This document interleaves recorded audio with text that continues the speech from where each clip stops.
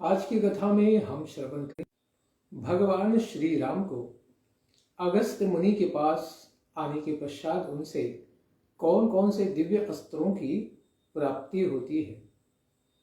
श्री वाल्मीकि रामायण की कथा से अरण्यकांड अध्याय 12 से हम श्रवण आज प्रारंभ करेंगे। जब भगवान श्री राम अगस्त्य जी के भाई को मिलके उनके वन के आश्रम में एक रात्रि रुकने के पश्चात जब आगे अगस्त्य मुनि के आश्रम के पास आए तो फिर उनके आश्रम में प्रवेश करके अगस्त्य जी ने शिष्य की भेंट की और उनसे इस प्रकार से बात कही। क्योंकि श्री रामचंद्र भगवान ने लक्ष्मण से कहा था कि लक्ष्मण तुम आगे जाओ और मुनिवर को हमारे आने के बारे में सूचना दो। तो फिर वे इस प्रकार से मुनिवर के प्रति कहते हैं कि मुने, अयोध्या में जो दशरथ नाम से प्रसिद्ध राजा थे उन्हीं के ज्येष्ठ पुत्र महाबली श्री रामचंद्र जी अपनी पत्नी सीता के साथ महर्षि का दर्शन करने के लिए आए हैं और मैं उनका छोटा भाई, हितैषी और अनुकूल चलने वाला भक्त भी हूं। मेरा नाम लक्ष्मण है। संभव है यह नाम कभी आपके कानों में भी पड़ा हो। हम सब लोग पिता की आज्ञा से इस अत्यंत भयंकर वन में आए हैं और भगवान अगस्त्य मुनि का दर्शन करना चाहते हैं। आप उनसे ये समाचार निवेदन कीजिए। लक्ष्मण की इस प्रकार बात सुन के उन तपोधन ने बहुत अच्छा इस प्रकार के महर्षि को समाचार देने के लिए अग्निशाला में प्रवेश किया। अग्निशाला में प्रवेश करके अगस्त्य के उस प्रिय शिष्य ने, जो अपनी तपस्या के प्रभाव से दूसरों के लिए दुर्जय थे, उन मुनि श्रेष्ठ अगस्त्य के पास जाकर हाथ जोड़ के लक्ष्मण के कथनानुसार उन्हें श्री रामचंद्र जी के आगमन का समाचार शीघ्रता पूर्वक यूं सुनाया। महामुनि, राजा दशरथ के ये दो पुत्र श्री राम और लक्ष्मण आश्रम में पधारे हैं। श्री राम अपनी धर्मपत्नी सीता के साथ हैं। वे दोनों शत्रु दमन वीर आपकी सेवा के उद्देश्य से आपका दर्शन करने के लिए यहां पर उपस्थित हुए हैं। अब इस विषय में जो कुछ कहना या करना हो, इसके लिए आप मुझे आज्ञा दें। शिष्य से लक्ष्मण सहित श्री राम और महाभागा विदेह नंदिनी सीता के शुभ आगमन का समाचार सुनते ही महर्षि ने कहा, बड़े सौभाग्य की बात है कि आज चिरकाल के बाद श्री रामचंद्र जी स्वयं मुझसे मिलने के लिए आए हैं। मेरे मन में भी बहुत दिनों से ये अभिलाषा थी कि वे एक बार मेरे आश्रम पर अवश्य पधारें। जाओ, पत्नी सहित श्री राम और लक्ष्मण को सत्कार पूर्वक आश्रम के भीतर मेरे समीप ही ले आओ। तुम अब तक उन्हें ले क्यों नहीं आए? धर्मज्ञ महात्मा अगस्त्य मुनि के ऐसा कहने पर शिष्य ने हाथ जोड़कर उन्हें प्रणाम किया और कहा, बहुत अच्छा, अभी ले आता हूं। इसके बाद वह शिष्य आश्रम से निकलकर शीघ्रता पूर्वक लक्ष्मण के पास गया और कहता है, श्री रामचंद्र जी कौन है? वे स्वयं आश्रम में प्रवेश करें और मुनि का दर्शन करने के लिए चले। तब लक्ष्मण ने शिष्य के साथ आश्रम के द्वार पर जाकर उसे श्री रामचंद्र जी तथा जनक किशोरी श्री सीता जी का दर्शन कराया। शिष्य ने बड़े विनय के साथ महर्षि अगस्त्य की कही हुई बात वहां दोहराई और जो सत्कार के योग्य हैं उन श्री राम का यथोचित रीति से भली भांति सत्कार करके वह उन्हें अपने आश्रम में ले आया। उस समय श्री राम ने लक्ष्मण और सीता के साथ उस दिव्य आश्रम में प्रवेश किया। वह आश्रम शांत भाव से रहने वाले हरिणों से भरा हुआ था। आश्रम की शोभा ही देखते बनती थी। उन्होंने वहां ब्रह्मा जी का स्थान और अग्नि देव का भी स्थान देखा। फिर क्रमशः भगवान विष्णु, महेंद्र शिवजी, सूर्य, चंद्रमा, भग, कुबेर, धाता, विधाता, वायुदेव, पाशधारी महात्मा वरुण, गायत्री, वसु, नागराज अनंत, गरुड़, कार्तिकेय तथा धर्मराज के पृथक पृथक स्थान का भी निरीक्षण किया। इतने ही में मुनिवर अगस्त्य भी शिष्यों से घिरे हुए अग्निशाला से बाहर निकले। वीर श्री राम ने मुनियों के आगे आगे आते हुए उद्दीप्त तेजस्वी अगस्त्य जी का दर्शन किया और अपनी शोभा का विस्तार करने वाले लक्ष्मण से इस प्रकार कहा। लक्ष्मण, भगवान अगस्त्य मुनि आश्रम से बाहर निकल रहे हैं। ये तपस्या के निधि हैं। इनके विशिष्ट तेज के आधिक्य से ही मुझे पता चलता है कि ये साक्षात भगवान अगस्त्य जी हैं। सूर्य तुल्य तेजस्वी महर्षि अगस्त्य के विषय में इस प्रकार कहते हुए महाबाहु रघुनंदन ने सामने से आते हुए उन मुनीश्वर के दोनों चरणों को पकड़ लिया, जिनमें योगियों का मन रमता है अथवा जो भक्तों को बड़े ही आनंद प्रदान करने वाले हैं। वे धर्मात्मा श्री राम उस समय विदेह कुमारी सीता और लक्ष्मण के साथ महर्षि के चरणों में प्रणाम करके हाथ जोड़कर खड़े हो गए। महर्षि ने भगवान श्री राम को हृदय से लगाया और आसन तथा जल, पाद्य, अर्घ्य आदि देकर उनका आतिथ्य सत्कार किया। फिर कुशल समाचार पूछकर उन्हें बैठने को कहा। अगस्त्य जी ने पहले अग्नि में आहुति दी, फिर वानप्रस्थ धर्म के अनुसार अर्घ्य दे अतिथियों का भली भांति पूजन करके उनके लिए भोजन दिया। धर्म के ज्ञाता मुनिवर अगस्त्य जी पहले स्वयं बैठे, फिर धर्मज्ञ श्री रामचंद्र जी हाथ जोड़कर आसन पर विराजमान हुए। इसके बाद महर्षि ने उनसे कहा, काकुस्थ, वानप्रस्थ को चाहिए कि वह पहले अग्नि को आहुति दे, उसके पश्चात अर्घ्य देकर अतिथि का पूजन करे।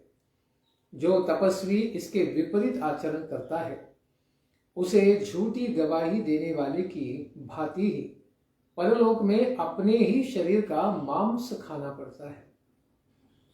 आप तो संपूर्ण लोक के राजा हैं, महारथी और धर्म का आचरण करने वाले हैं तथा मेरे प्रिय अतिथि के रूप में इस आश्रम पर पधारे हैं।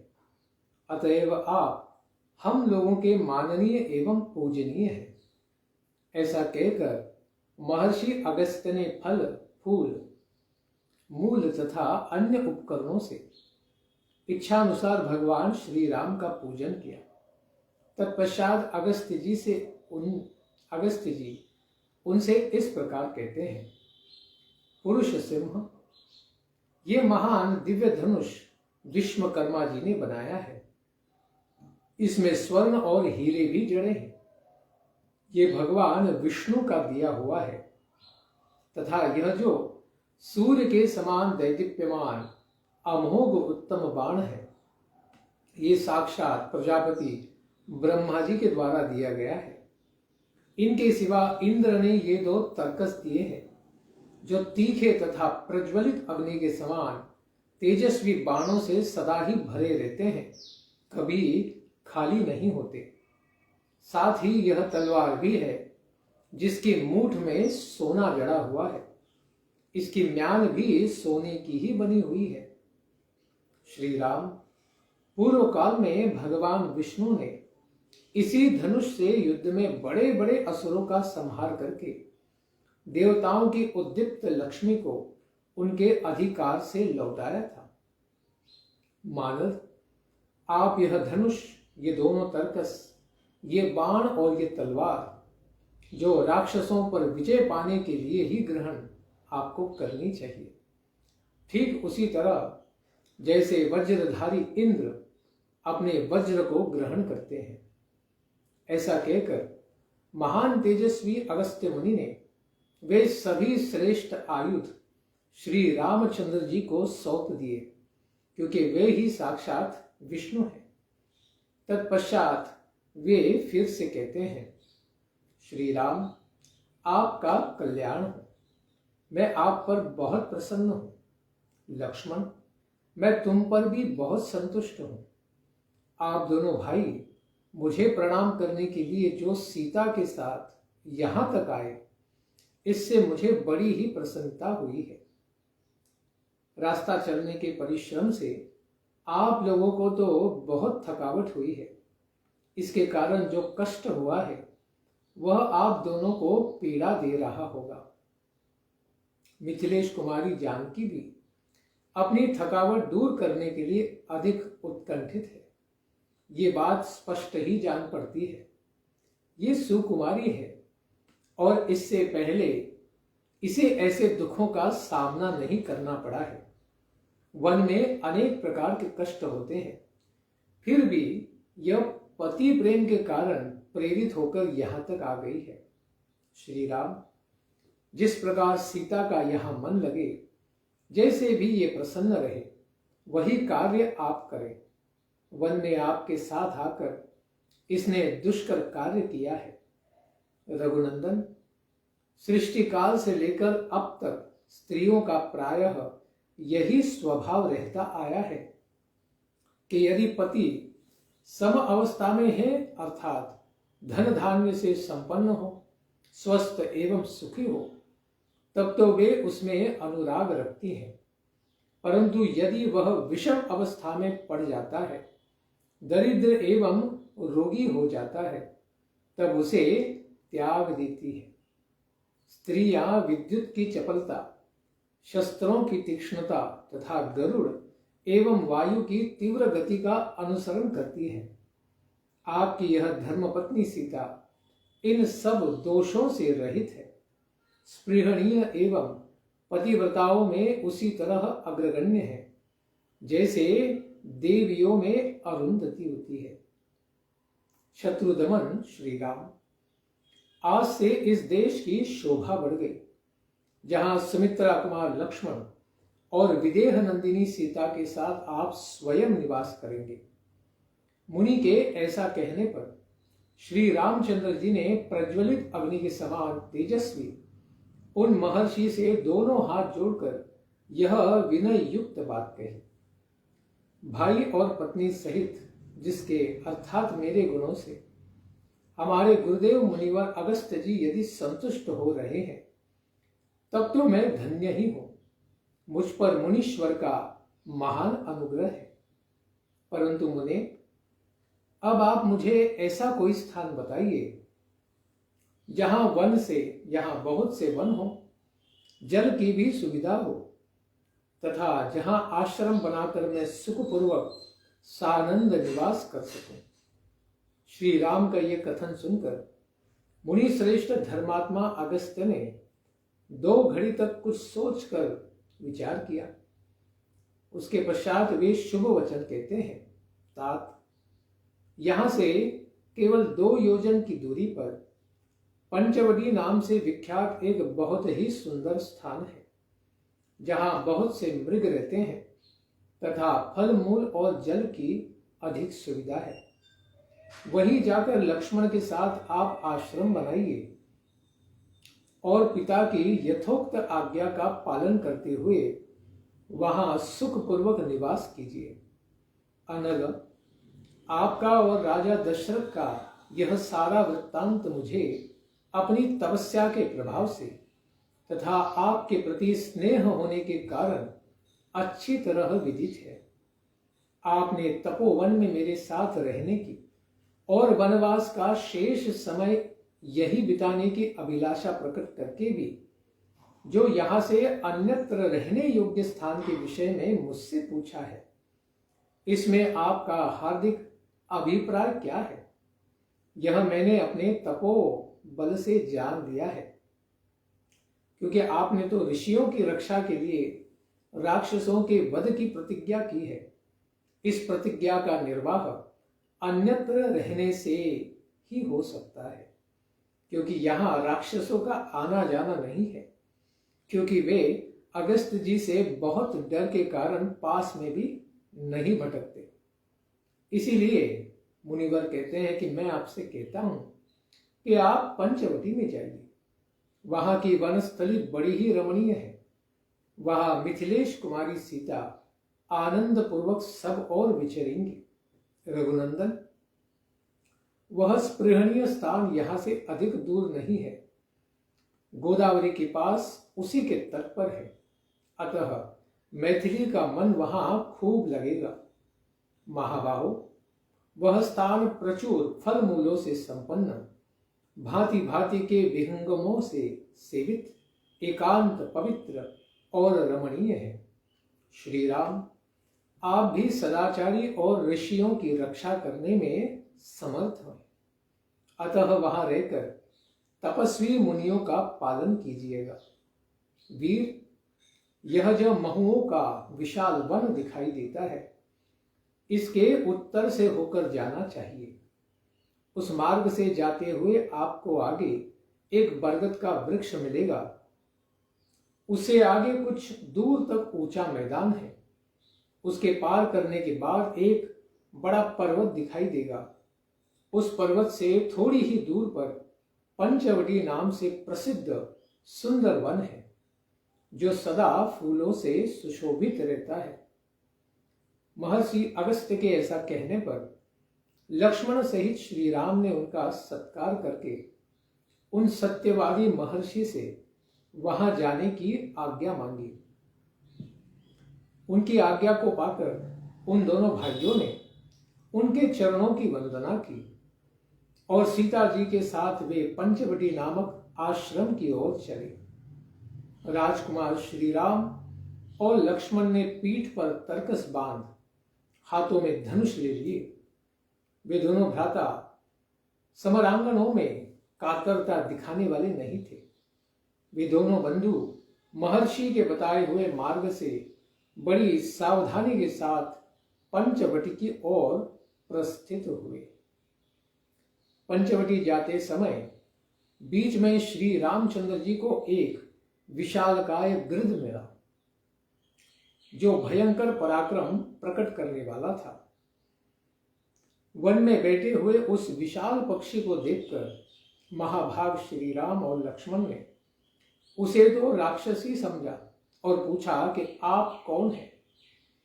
तब उस पक्षी ने बड़ी मधुर और कोमल वाणी में उन्हें प्रसन्न करते हुए कहा, बेटा, मुझे अपने पिता का मित्र समझो।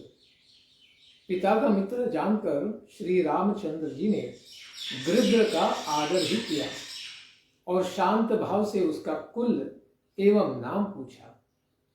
श्री राम का ये प्रश्न सुनकर उस पक्षी ने उन्हें अपने कुल और नाम का परिचय दिया। समस्त प्राणियों की उत्पत्ति का क्रम ही बताना प्रारंभ किया।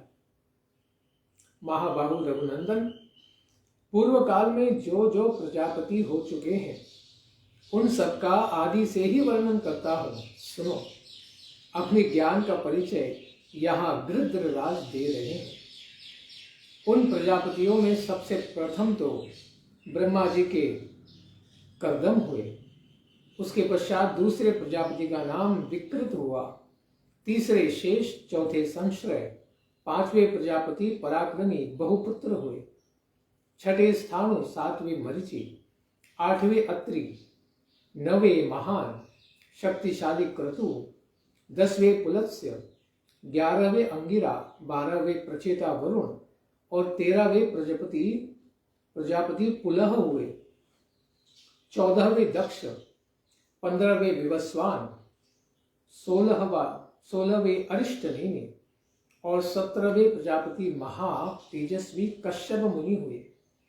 रघुनंदन, ये कश्यप जी अंतिम प्रजापति कहे गए हैं। महायशस्वी श्री राम, प्रजापति दक्ष के 60 यशस्विनी कन्याएं हुई जो बहुत ही विख्यात थी। उनमें से 8 सुंदरी कन्याओं को प्रजापति कश्यप ने पत्नी रूप में ग्रहण किया, जिनके नाम इस प्रकार है: अदिति, दिति, दनु, कालका, ताम्रा, क्रोधवशा, मनु और अनला। उसके पश्चात उन कन्याओं से प्रसन्न होकर कश्यप जी ने फिर उनसे कहा, देवियों, तुम लोग ऐसे पुत्रों को जन्म दोगी जो तीनों लोकों का भरण पोषण करने में समर्थ होंगे और मेरे समान ही तेजस्वी होंगे। महाबाहु श्री राम, इनमें से अदिति, दीति, दनु और कालका, इन चारों ने कश्यप जी की कही हुई बात को मन से ग्रहण किया, परंतु शेष स्त्रियों ने उधर मन नहीं लगाया। उनके मन में वैसा मनोरथ नहीं उत्पन्न हुआ। शत्रुओं का दमन करने वाले रघुवीर अदिति के गर्भ से 33 देवता उत्पन्न हुए। 12 आदित्य, 8 वसु, 11 रुद्र और 2 अश्विनी कुमार।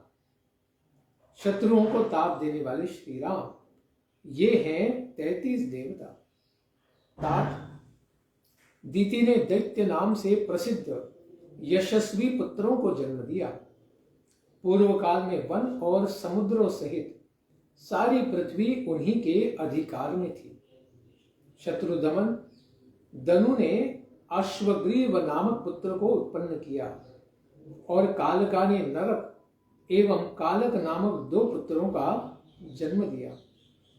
ताम्रा ने क्रौंची, भासी, शेनी, धृतराष्ट्री तथा शुकी, इन 5 विश्व विख्यात कन्याओं को उत्पन्न किया। इनमें से क्रौंची ने उल्लुओं को, भासी ने भास नामक पक्षियों को, शेनी ने परम तेजस्वी शेनों बाजों को और गिधों को तथा धृतराष्ट्री ने सब प्रकार के हंसों और कल हंसों को जन्म दिया। श्री राम आपका कल्याण हो। उसी भामिनी धृतराष्ट्री ने चक्रवाक नामक पक्षियों को भी उत्पन्न किया था। ताम्रा की सबसे छोटी पुत्री शुकी ने नता नाम वाली कन्या को जन्म दिया। नता से वीनता नाम वाली पुत्री उत्पन्न हुई। श्री राम क्रोधवशा ने अपने पेट से 10 कन्याओं को जन्म दिया, जिनके नाम हैं मृगी, मृगमंदा, हरि, भद्रमदा, मातंगी, शार्दुली, श्वेता, सुरभि, सर्वलक्षण संपन्ना सुरसा और कद्रुका। नरेशों में श्रेष्ठ श्री राम मृगी की संतान सारे मृग हुए और मृगमंदा के वृक्ष श्रीमर और चमर हुए। भद्रमदा ने इरावती नामक कन्या को जन्म दिया, जिसका पुत्र है ऐरावत नामक महान गजराज, जो समस्त लोकों को अभिष्ट है। हरि की संतानें हरि यानी सिंह हुए और तपस्वी विचारशील वानर तथा गोलांगुल, जिनको हम लंगूर कहते हैं, वे हो गए। क्रोधवशा की पुत्री शार्दुली ने व्याघ्र नामक पुत्र उत्पन्न किए। नरश्रेष्ठ मातंगी की संतानें मातंग हाथी है। काकुत्स्थ श्वेता ने अपने पुत्र के रूप में एक दिग्गज को जन्म दिया। श्री राम आपका भला हो। क्रोधवशा की पुत्री सुरभि देवी ने 2 कन्याएं उत्पन्न की, रोहिणी और यशस्विनी गंधर्वी। रोहिणी ने गौओं को जन्म दिया और गंधर्वी ने घोड़ों को ही पुत्र रूप में प्रकट किया। श्री राम सुरसा ने नागों को और कद्रु ने पन्नगों को जन्म दिया। नरश्रेष्ठ महात्मा कश्यप की पत्नी मनु ने ब्राह्मण, क्षत्रिय, वैश्य तथा शूद्र जाति वाले मनुष्यों को जन्म दिया। मुख से ब्राह्मण उत्पन्न हुए और हृदय से क्षत्रिय। दोनों उर्वों से वैश्यों का जन्म हुआ और दोनों पैरों से शूद्रों का, ऐसी प्रसिद्धि है। कश्यप पत्नी अनला ने पवित्र फल वाले समस्त वृक्षों को जन्म दिया। कश्यप पत्नी ताम्रा की पुत्री जो श्रुति थी, उसकी पौत्री वीनता थी तथा कद्रु सुरसा की बहन एवं क्रोधवशा की पुत्री कही गई है। इनमें से कद्रु ने 1 सहस्त्र नागों को उत्पन्न किया जो इस पृथ्वी को धारण करने वाले हैं, तथा वीनता के 2 पुत्र हुए, गरुड़ और अरुणदेव। उन्हीं वीनता नंदन अरुण से मैं तथा मेरे बड़े भाई संपाति उत्पन्न हुए। ये अरुण ही भगवान सूर्य देव के सारथी बने हुए हैं। इन्हीं के पुत्र हुए यहाँ गृध्रराज और उनके बड़े भाई संपाति। शत्रुदमन रघुवीर, आप मेरा नाम जटायु समझे। मैं शैनी का पुत्र हूं। ताम्रा की पुत्री जो शैनी बताई गई है, उसी की परंपरा में उत्पन्न हुई एक दूसरी शैनी मेरी माता हुई। तात, यदि आप चाहें तो मैं यहाँ आपके निवास में सहायक हो जाऊंगा। यह दुर्गम वन मृगों तथा राक्षसों से सेवित है। लक्ष्मण सहित आप यदि अपनी पर्णशाला से कभी बाहर चले जाएं, तो उस अवसर पर मैं देवी माता सीता की रक्षा करूंगा। ये सुनकर श्री रामचंद्र जी ने जटायु का बड़ा ही सम्मान किया और प्रसन्नता पूर्वक उनके गले लगकर वे उनके सामने नतमस्तक हो गए। फिर पिता के साथ जिस प्रकार उनकी मित्रता हुई थी, वह प्रसंग मनस्वी श्री राम ने जटायु के मुख से बारंबार सुना।